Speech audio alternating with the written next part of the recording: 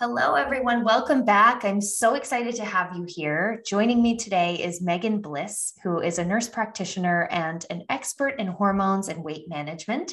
Many women call her the hormone lady, and over the last 8 years, she's been helping frustrated but determined women regain energy, feel like they have a handle on life, and feel strong and confident using a unique approach to balance their hormones that few in the healthcare world have access to. I'm so excited to dive into this conversation with you today and for Megan to help us get on top of it with our energy. So welcome to the show, love. So excited to have you here. Thank you so much for having me. I'm so excited. It's obviously a topic that I'm super, super passionate about. Yes, perfect. I can't think of anyone better to have on for this month's theme of energy. So real quick, give us a little background on how you got started or how you found this work, why you're so passionate about supporting women to really regain energy.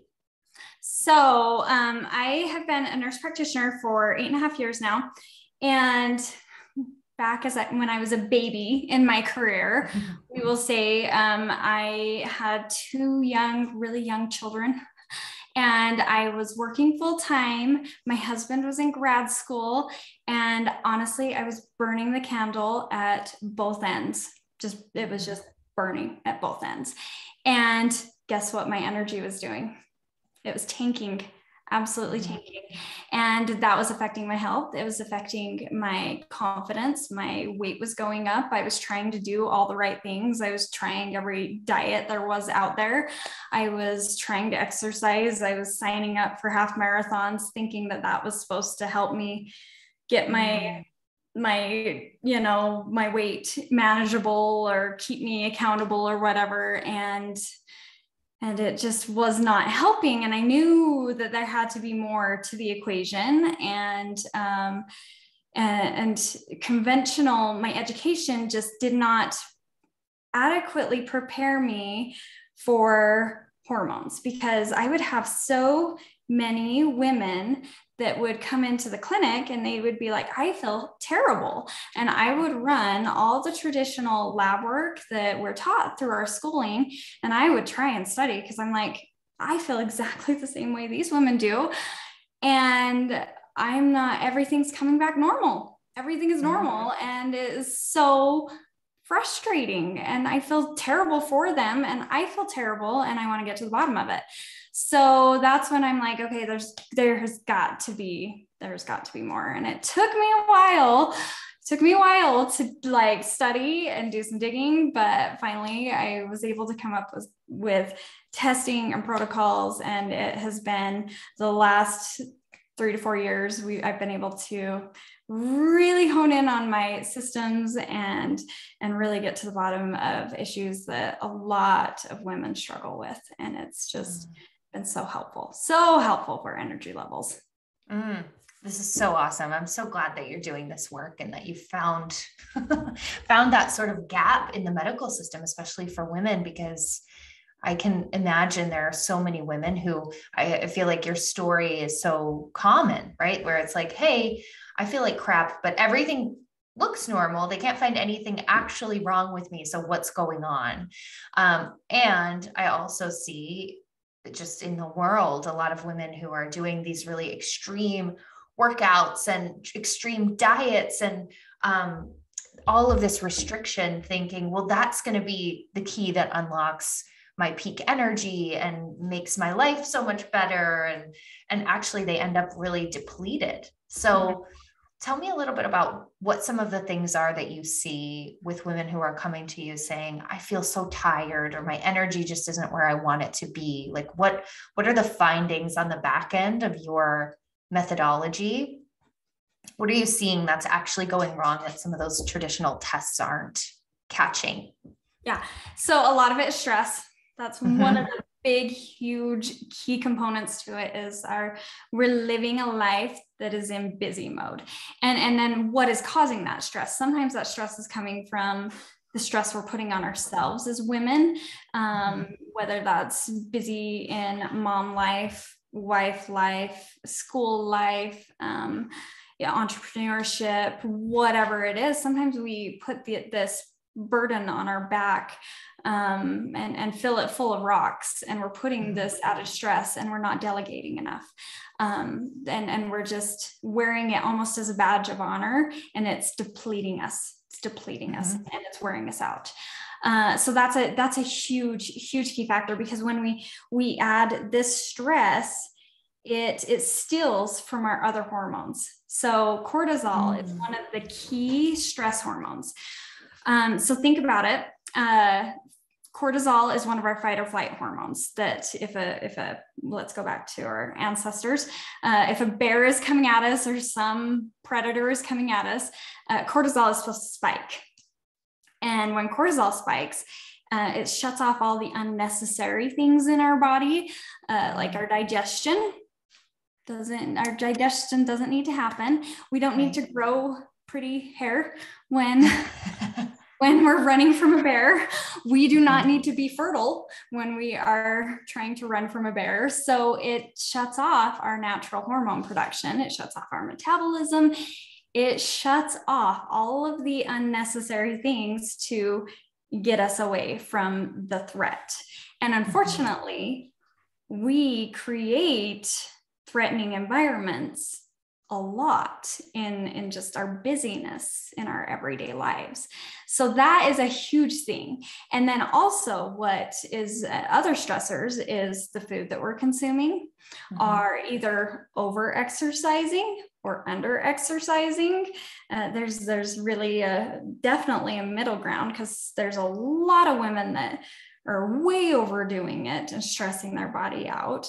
And then there's a lot that definitely are more sedentary in life. So there's a fine balance there. And then there's also products that we use that stress our body out. So, or the things that we're unaware of. So there's stress is a huge thing, and cortisol is a huge thing. And then we can look at all the other hormones, and progesterone is a beautiful, beautiful hormone. It's a calming hormone, and it attaches to the receptor sites in our brain that actually anxiety medications like Xanax attach to calm us down. Oh, wow. So we do not have enough progesterone, which is very, very common in the women I see. That raises our anxiety and makes it so that we can't sleep well, which then raises our cortisol levels. And so it's like this vicious cycle that just goes around and around. So yeah, those are a couple of the very common things that I see. Wow, that's fascinating. I didn't know that about progesterone being basically like the same receptor to calm us as something like Xanax or anti-anxiety medication. That's incredible. But just for like such a beautiful reminder that our body is so wise and has so much of what we need if we're giving her what she needs to be at her best, right? 100%. That is fascinating. Okay. So you're seeing that there's a lot of just hormone imbalance that's caused by stress. And I think we hear this a lot. Like, I don't think this is like a secret, the stress thing, right? Like, we are all told we need to be meditating and we need to be taking it easier on ourselves and taking the pressure off. And we should be, you know, we kind of have an idea. I think most people have a working understanding of like what they should be doing to relieve stress or manage stress, right? Easier said than done, right? Right. And yet, I mean, I know a lot of this stuff. I tell my clients, I, you know, pick up on it in my own life. And yet the actually doing it part and doing it consistently and doing it before it's now too late, like catching it early, tends to be the hardest part for me. So, and I know for most people, I think, at least the women in my life, right? Because they're entrepreneurs and they're, you know, doing all the things and they're adding things and they're, you know, they're getting requests for stuff and they're being invited to things and they're saying yes and they're doing more and they're, you know, maybe they're delegating a little bit depending on where they are in business, right? That what stage they're in. But also, no matter what stage of business you're in, there's stress present. It just looks different. It like shifts form. Yes. So So for you, what is it that you recommend to people? Like where can they begin, and what does that sort of like stress management look like? What are the signs that they're like maybe uncommon signs that we don't look for, that we're pushing the limit? Yeah, that we're like getting to the place where we're going to burn out if something doesn't shift immediately. How can we be more preventative about that? Yeah. So, and this looks different for everybody. And and then I have a really, really good friend that she says this phrase, how do you eat an elephant?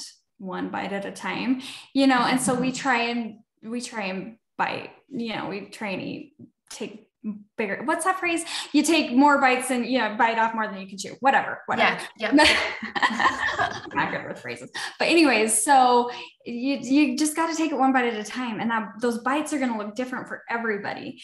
So like for me, when I first started, exercise was really hard for me to be really, really honest. So for me, it really just started with, I liked watching TV a lot.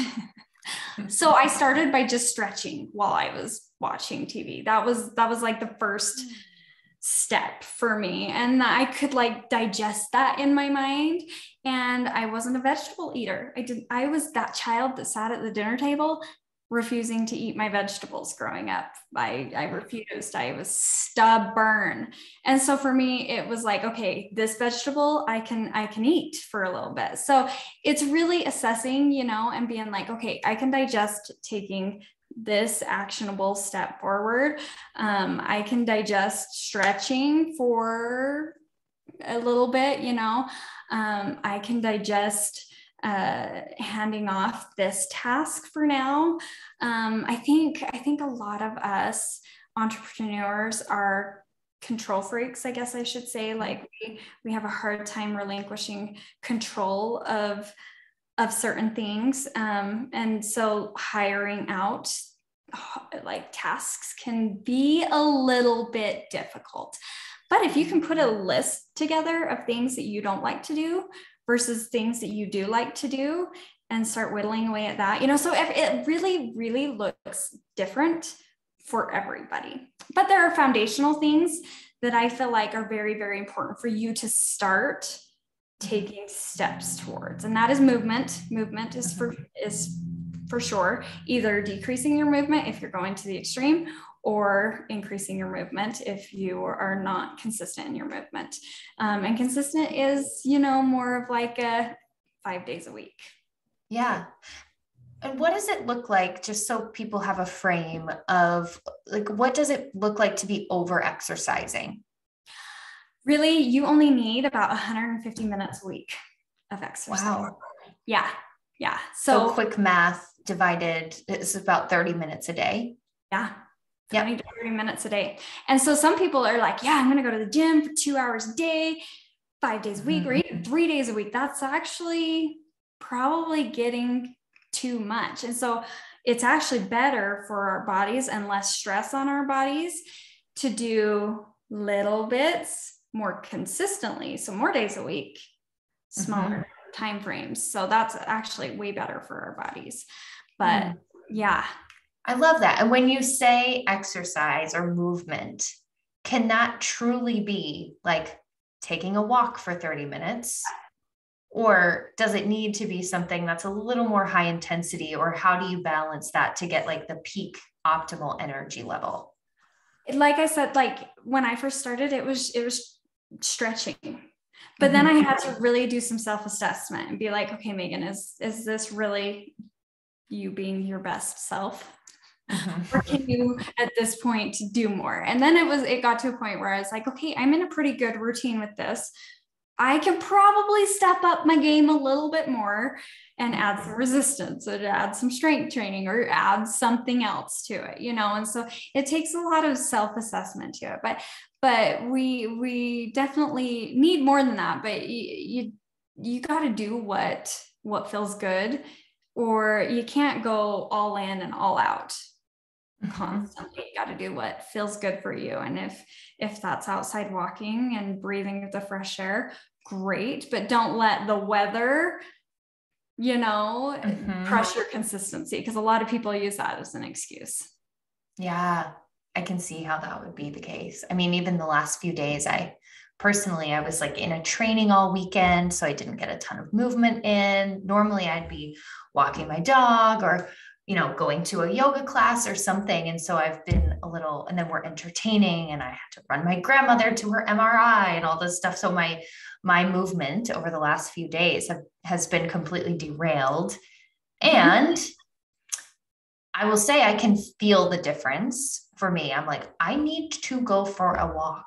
I need to go do that. Like we've been entertaining. So we've been taking my boyfriend's parents out to dinner and sitting a lot and just chatting. And that's great. And I think that's helpful for stress levels too. And I can notice that there's a bit of a missing piece already. Like my digestion feels funky, all those things. So you're already doing the self-assessment, which is good because a lot of people wait for like a week, 2 weeks, 3 weeks before doing that self-assessment.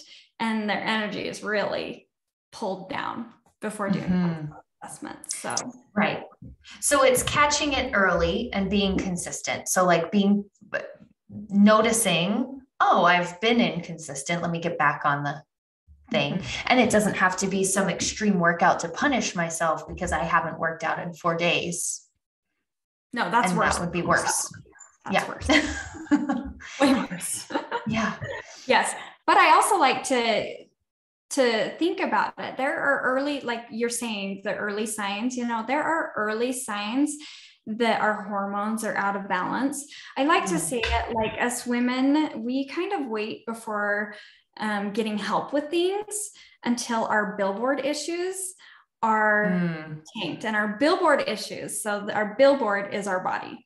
That's what everybody sees. It's our body. So the billboard issues that a lot of people see that tend to finally tip the scale and bring people in to see me are going to be like their hair falling out is a huge one that I see that women complain of.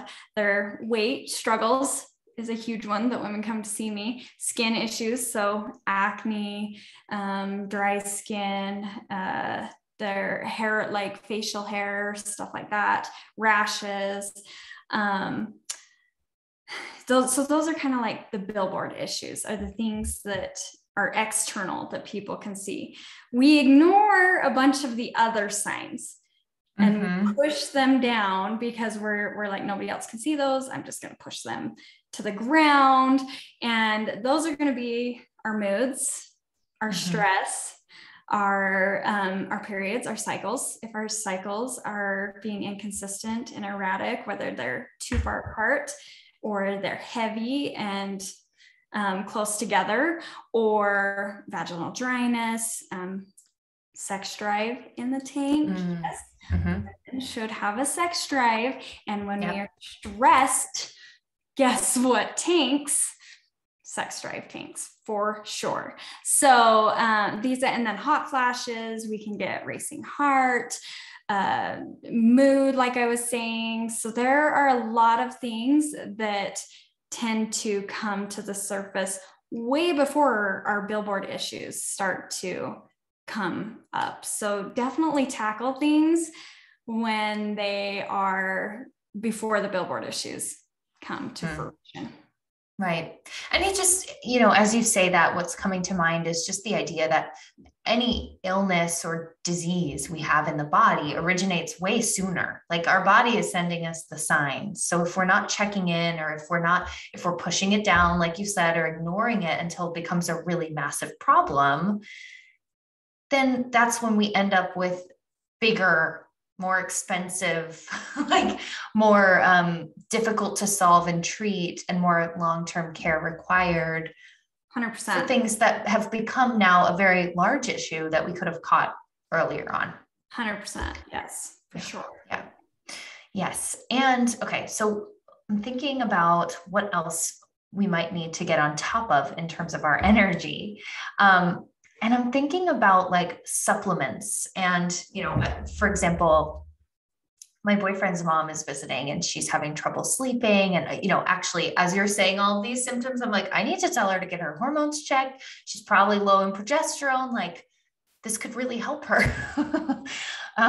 But I'm thinking like she took a melatonin when she was here, and she was like, I feel so weird. Like, I think this really threw me off for days. Like, I can't think right. And I don't know if any of that was actually because of the melatonin, but I'm thinking about how, we can get so many supplements, and we can, try all these things. And I have a tendency to be like, well, this is the thing I've needed, and then that should solve it all. And yay. But then we're taking like 4 supplements at a time, and maybe that's not a good idea. What's your viewpoint on that? Because I think when people's energy are low, sometimes, when people's energy is feeling low, sometimes we go to like, oh, well, I'll just take this supplement, or I'll just do this, or like the quick fixes that aren't about the behavior, but are about sort of, obviously supplementing our body's natural response. So what's your view on that? So some supplements can be beneficial. Mm-hmm. However, yes, a lot of people do go for the quick fix. Like, let me just take something to ignore the fact that I'm ignoring my cues that I need sleep better, that I need to turn off or put my phone down way before bedtime, that I need to shut off the TV a couple hours before bedtime, that I need to do some meditation so that I can relax my mind, So sometimes we do try and supplement to increase the energy instead of taking care of the behaviors, 100%. But there are some supplements that can be helpful if we are struggling. I prefer targeted supplementation based on hormone levels. So there are certain supplements that go with certain hormones that are better for certain hormones. There are a few that can be beneficial no matter what things look like adaptogenic herbs are really, really great for the adrenal glands, which the adrenal glands are the cortisol. They produce the cortisol. So they just help balance. So it doesn't matter if you're low on cortisol or high on cortisol.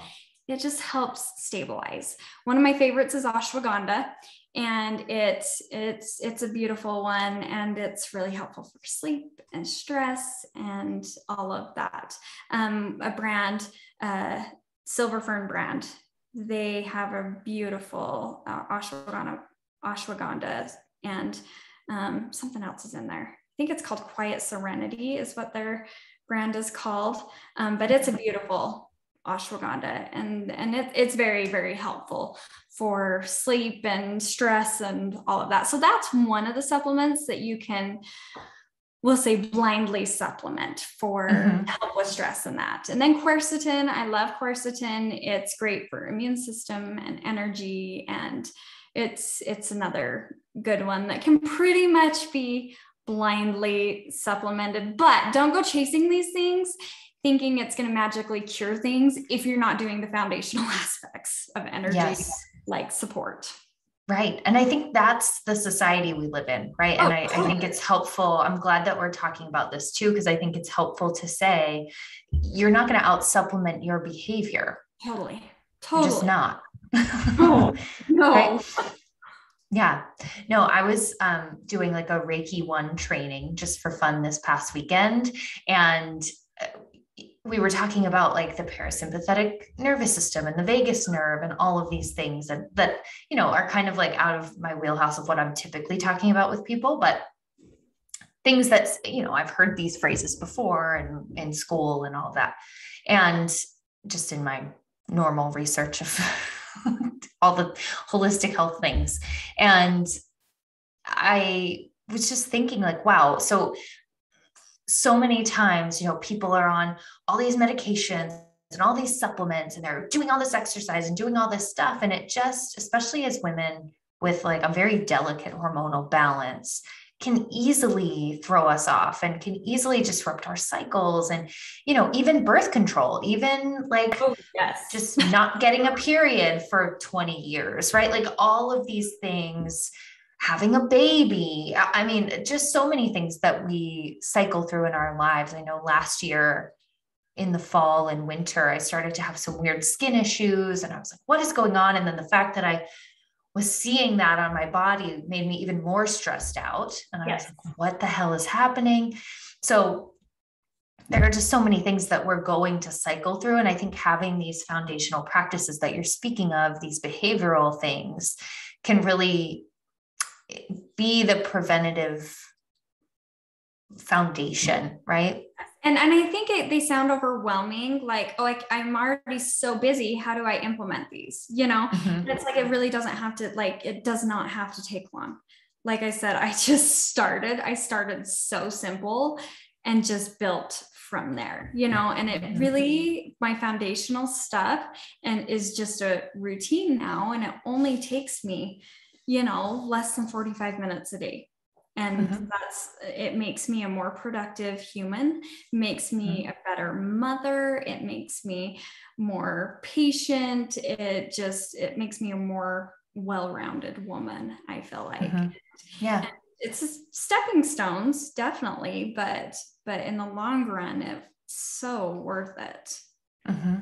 Yeah, it's one of those things that you can't afford not to. And if you're saying to yourself, well, I don't have time, or I don't, first of all, go listen to October's podcast episodes, because that was all about time and managing time and mastering it. But I think, it's one of those things that you can't afford not to do, because it has far-reaching benefits that are just they spill over into everything. Like you're saying, it's like, you get to be your best self when you actually have the energy to come at life with, and to meet situations with, that you can be patient and not freak out, because you're not like so brittle emotionally or otherwise. I feel like it makes your brain power so much better, and it makes you more capable in all aspects of life. And so it really compounds what you're able to do, for sure. I love that. What is your take on, so when this podcast episode comes out, we're going to be in the month of December. And so there's holiday stress, there's shopping, there's travel, there's family. I mean, all of those things just are some of the most stressful things we could plunk into 1 month, right? Plus then, as we were talking about before we started this episode, it's like, if you're an entrepreneur, you're at the end of your year, you're taking stock of, what your goals are going to be for next year, which means you're going to need to look at what you did this year and how you feel about that. And that can feel stressful too, to even like look at the numbers and, feel afraid to even go there sometimes, if you're feeling resistant around just taking an assessment of like, how did I do this year? Am I happy with that or not? Just the idea of it is stressful. So what do you recommend, or what are your thoughts about, like, if people are traveling, they're going to be around family, which can be high stress. And what are some of your best tips around these situational things that are coming up this month? I would say priority. Like, you do not have to do everything. And I think this is something, 15 years ago, I tried to make every family member happy and go to every family function and tried to just do everything when it comes to the holidays.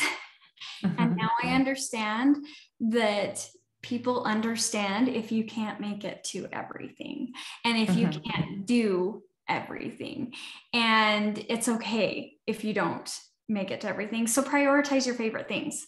And the same goes for food. I think a lot of people are like, oh, but I have to eat all the goods, and then I end up weighing 10 pounds heavier, and it's like, or they feel like they can't eat anything around the holidays. And it's like, no, just pick your favorites. Eat your favorites. And then if it's not something that's worth it, just don't eat it, and it's, I think we overcomplicate it, for sure. Yeah. And so pick your favorite events, sit down, pick your favorite events. And I'm thinking about December, and I had a friend that was like, well, I'm wanting to do a little get together. How's your December looking? It's probably crazy by now. And I'm looking at my December, and I'm like, actually, it's not looking too terrible right now. So if you want to go ahead and put something on the schedule, I'm fine with that. I'm great with that, because I definitely prioritize something like that. So I think prioritizing your things that make you feel good and energized and don't deplete you, And it's okay to say no. So it's for sure okay to say no. And as far as like from the entrepreneurial aspect, like sometimes assessments can bring clarity.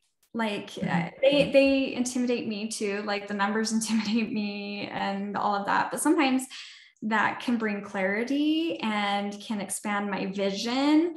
And I used to not be a big dreamer when it comes to vision, because I'm very much a realist, but that has definitely helped me, you know, having a good assessment and then looking at the assessments and being like, okay, what do I want? Like, what are my dreams? And then that excites me and gets me energized and all of that. So, and excitement is good. Excitement is a good form of stress. So I saw a reel that you did on Instagram that I thought was really awesome about just what happens in our bodies when we are spending time with friends or in community. And I think a lot of this past few years has, one, made us more isolated, but also maybe a little bit, I don't know. I see there are kind of two camps emerging where it's like, okay, well, this was great. Maybe for introverts, right? Where it's like, well, this was great. I'm never doing that again. And then they're like, I'm never doing that social thing again. Or on the other side of things, it's like, okay, well, I really want to go out there and do things and see people, but like, I feel a little awkward right now. And like, is it worth it to go do this? Do I want to overschedule myself? But knowing, I think, the actual, like what happens in our bodies when we are in community, when we're having a good time with friends, when we're doing that, can you share what happens within us because I just found that so fascinating. That there are like actual chemical reactions. Yeah, you're speaking to an introvert here. Like yeah. I consider myself a forced extroverted introvert. I have trained myself to be more extroverted because I know that I need it. I know that for my health, I need to be more extroverted, and that has brought friendships that I knew I needed, but it was so hard for me. So hard for me. And it took some deliberate, like intentional effort on my part to put myself in those social situations. So you're speaking to an introvert here, but yes, being in community, like whether it is going to a community function or going out with friends, having a girls' night, laughing together, or going out on date night with couples or something like that. We need to be in these social gatherings. We are social people. Boosts our serotonin levels, which is so good for all of this stuff, which lowers our cortisol levels. And then when we lower our cortisol levels, our progesterone levels naturally increase. So, I mean, and I can go into like so many spider webs on, you know, if you're struggling in fertility and you tend to socially isolate, there's, you know, if you push yourself out, sometimes that'll help boost your fertility by increasing your progesterone levels. So there's so many aspects that I can like spider web out on this, but yeah, boosting your serotonin, it decreases your cortisol levels, and which increases your progesterone levels, which calms things down again. And I mean, this is not like going out and getting hammered, plastered, drunk, you know, that type of social setting, because that's not super great for your body. But this is just being in community and having that connection, that social connection is so important. And yes, we have lacked that for the last couple of years, and that in turn consequentially just boosts our energy 100%. Does that translate if we're gathering online in community? I think it can for sure, because I mean, we're still having this interaction. There is something to tactile interaction that is more the oxytocin boost, having that touch is Mm-hmm. is super, super important. But I still think we can get the community, the bond virtually that is needed as well. Mm-hmm. Yeah, because I noticed that for myself. Like I definitely need to touch people. And that's why I love retreats and things like that. But also I feel like there is definitely an impact of feeling like heard and understood, and just like I can feel it in my body as you're saying that. I'm like, oh, right, that does happen for me, even in an online setting. Like, Yeah. but I do need to be intentional about getting out, making friend dates, doing things, making plans, being social with people to also get that tactile piece met. So I think Yeah.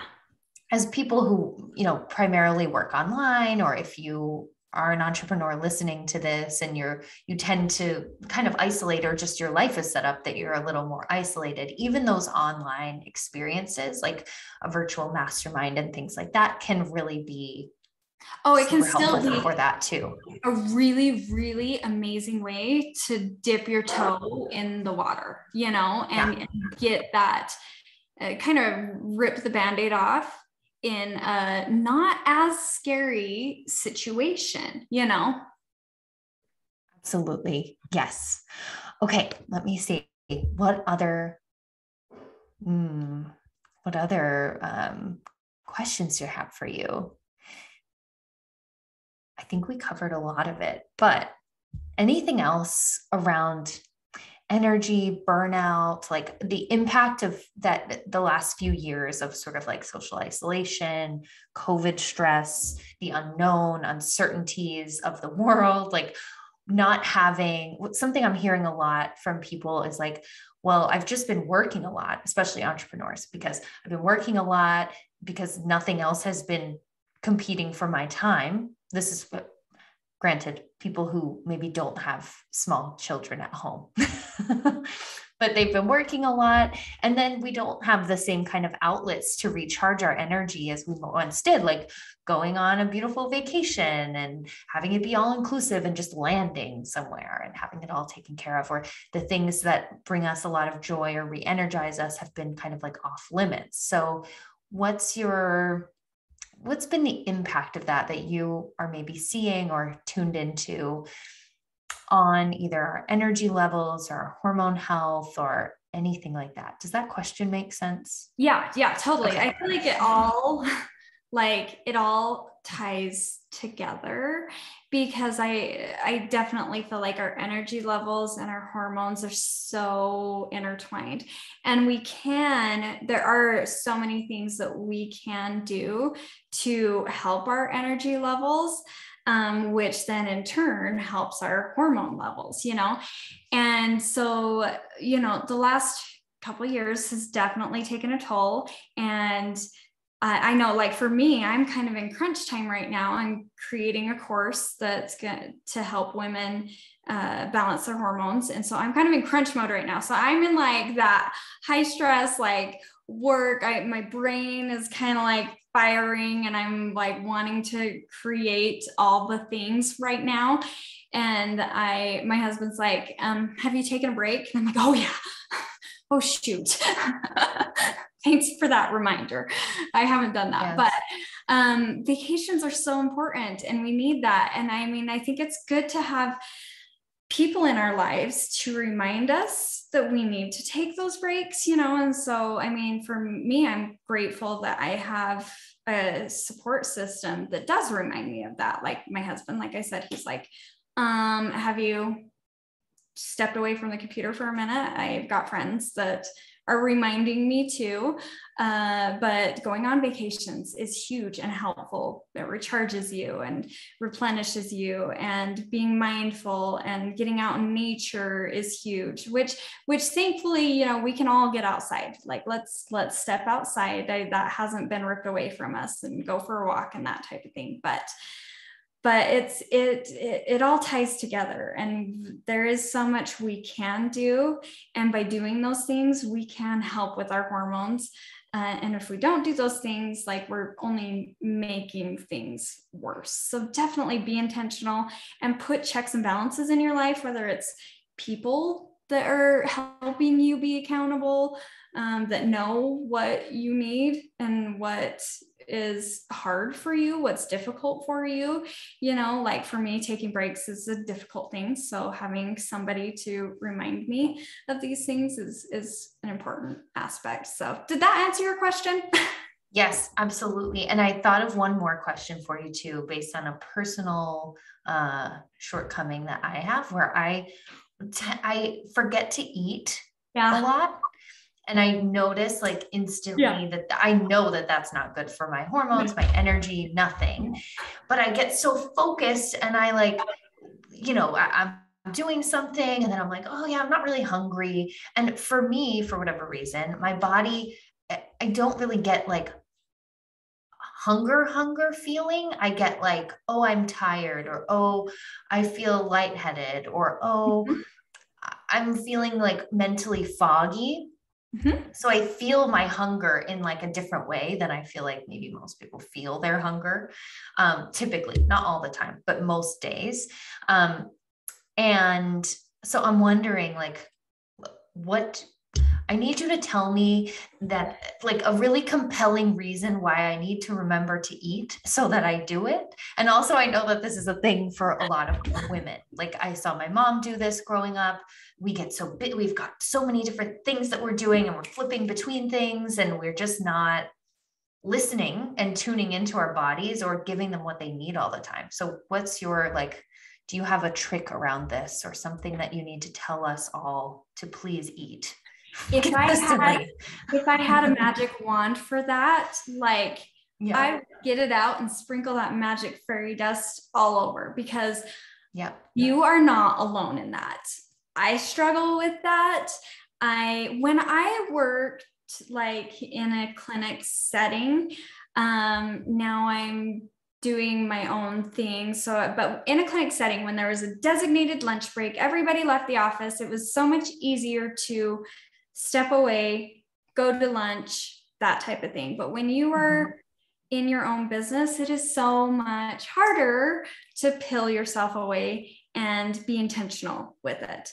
So I hear you, like I hear you loud and clear. And I think you are definitely not alone in that struggle. I think I think the fact that you don't get those hunger cues like we think we should have, I think you're not alone in that as well, because I feel like I'm very much the same way.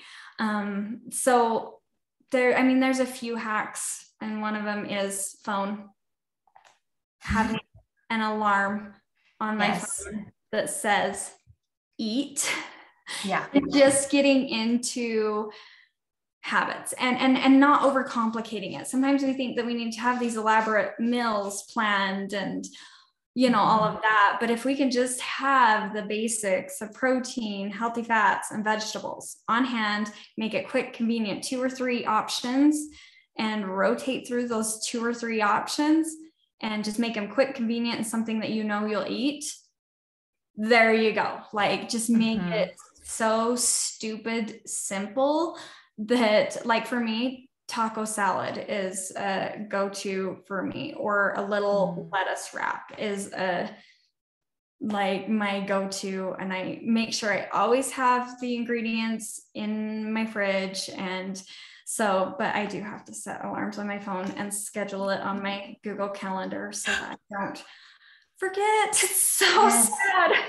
Oh, it's bad. I really, and like, I'll say also, I'm so lucky and spoiled that like my boyfriend cooks pretty much every dinner, but during the day, I just like, I don't know what's, and what you so said, weird. Like give you like scary reasons why we shouldn't do that, because let me just tell you this. When we don't fuel our bodies, and this is like coming from like, most of us have this tiny little twinge of vanity in us. I am totally like a body positivity person. Like accept yourself, love yourself. However, there is like this tiny twinge of vanity in a lot of us. So if you do not fuel your body, if you do not eat, if you are not eating enough, you can put yourself into starvation mode, which then your body will hold on to every ounce of everything there ever was, because it is conserving, because it does not know if it is in feast or famine. And so it is going to conserve. Mm-hmm. So you need to fuel your body at regular intervals, keep your insulin from doing these big old spikes and divots and all of that.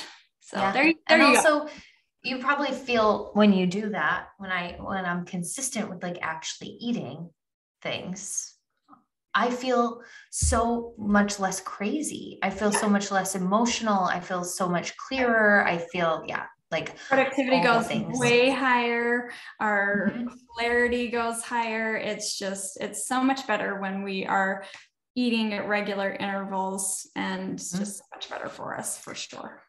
Yeah. It's a friend of mine from college and I were talking about this, because she was saying she's really like trying to be really intentional about that.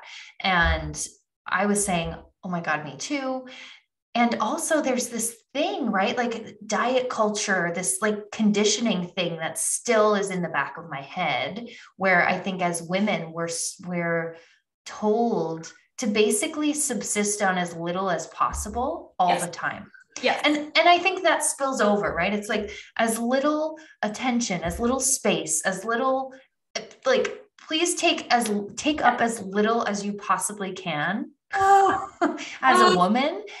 And it's so like effed up and bad and not correct. And I don't subscribe to that, in any other area of my life, but still there's this little, like, it's not intentional. It's not conscious at all. But I think it's just the way that, we grew up maybe eating or seeing other women eat or whatever, where it's like as little as possible, as few as possible, as inconsistently as possible. Like that's the goal. And it's so like, I hate that. I don't want to be doing that, but I think it's still this thing like operating. Yeah. There's such a balance between like, there's this whole movement of like, avoid diets. And it's like, but eating healthy isn't a diet. Like, right. Like that's not toxic. To encourage healthy eating is not toxic. Huge calorie restriction and all of that is toxic. So like, let's find this happy medium and let's encourage each other. Like, I know. It's so like, there are so many extremes and things, and it's just like, we're swimming in it. I think any of us, we're never fully free of it until we actually are like, okay, this is what I don't know that we ever get fully free of it, because we're just swimming in it. Right. Like and that's where so intentional.